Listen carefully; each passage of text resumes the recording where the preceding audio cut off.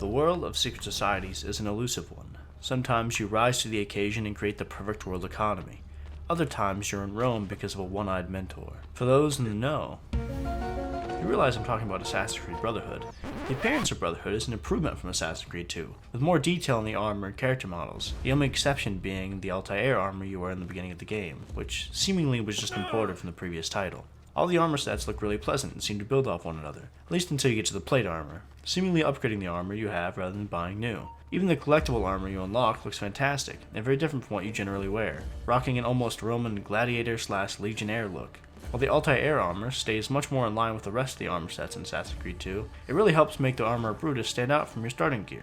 The models of buildings also seem to have gotten an uplift, with there being a large variety of building types to climb over. Speaking of which, there have been a few improvements to parkour fixtures on buildings. New hanging fixtures allow you to quickly turn around corners of buildings, making running along buildings more of an option rather than just a means to get to the top. There's also been the addition of lifts, which quickly elevate the player to the roof. Though they have a cooldown after being used, this allows the player to more quickly and easily escape enemies when the time comes.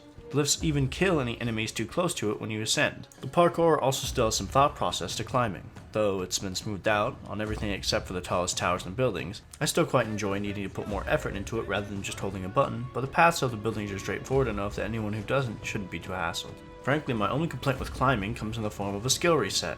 In the second Assassin's Creed game, Ezio learns a skill to leap up and grab ledges that are out of his reach. But in Brotherhood, which takes place immediately after the end of 2, he suddenly loses the skill, and the way he obtains it once again is by buying a climbing glove off of Leonardo. This has always bothered me, as you can obtain seemingly the same exact glove by purchasing the second hidden blade from Leonardo, and the only difference being the metal kestis in the back of the glove, which in the second game is sold as an improvement for punching. Besides the climbing glove, the parkour feels really good as it does in Assassin's Creed 2, just easily sprinting over rooftops and falling on the bales of hay. The combat of Brotherhood has also had some changes. While countering is still pretty much superior in every other way to all their forms of combat, a kick has been added, which can be used to break the defenses of an opponent, allowing those who want to fight more aggressively to do so. There's also now the ability to chain kills together in combination with countering, which makes the combat very easy. I wouldn't say that it's so easy that it's a detriment to gameplay since the game is more focused on stealth, but it certainly makes the combat sections feel more like just going through the motions, with only heavily armored enemies really feeling any different from the rest since they can't be countered, but they can still be chained together. The stealth feels relatively unchanged, except for the aforementioned new escape methods. The stealth is just more of the same from the second game, following people on rooftops, sneaking through crowds. The only real change is the ability to stealth kill from benches, which I rarely found both the opportunity and the desire to do so.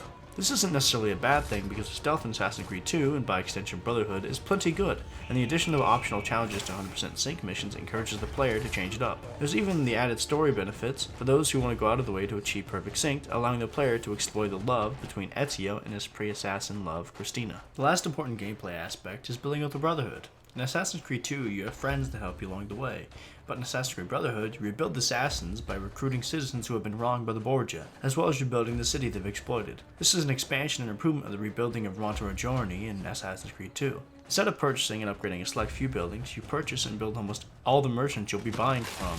Almost every blacksmith, artist, tailor, doctor, and banker in the city will be working for you. You even have the option of purchasing and renovating several landmarks throughout the city of Rome. I quite enjoy this aspect of the game. Even though I was trying to rush through the game for the sake of this review, I still found myself stopping at every shop I could renovate and buying it. The combination of seeing the city improve as well as the increased income is very satisfying to me. It makes me wish more games had money sinks like it.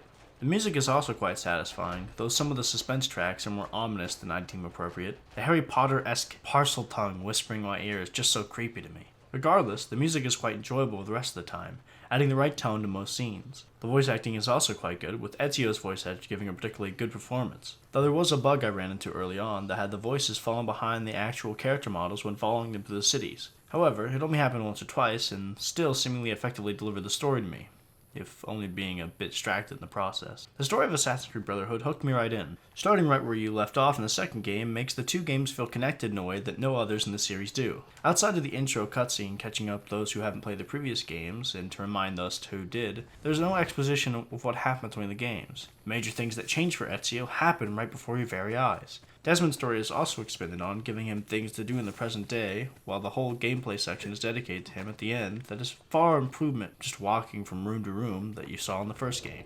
Overall, other than some minor bugs and issues, Assassin's Creed Brotherhood is a great game. In fact, I would say it's my favorite in the entire series. Even though they just announced a new one, I'm almost certain nothing will surpass how much I enjoyed Brotherhood. though there are some issues, such as the controls on mouse and keyboard feeling dodgy on some of the one-off action scenes. I found the improvements of the second game to really shine through. Ever since I first rode him on her journey on horseback, after spending all my time in Assassin's Creed 2 slamming into invisible walls whenever I tried that, it showed me the improvements I was in for. Some of the small details like that remind me of why I fell in love with the series in the first place. Plus, who doesn't want to be in a secret society?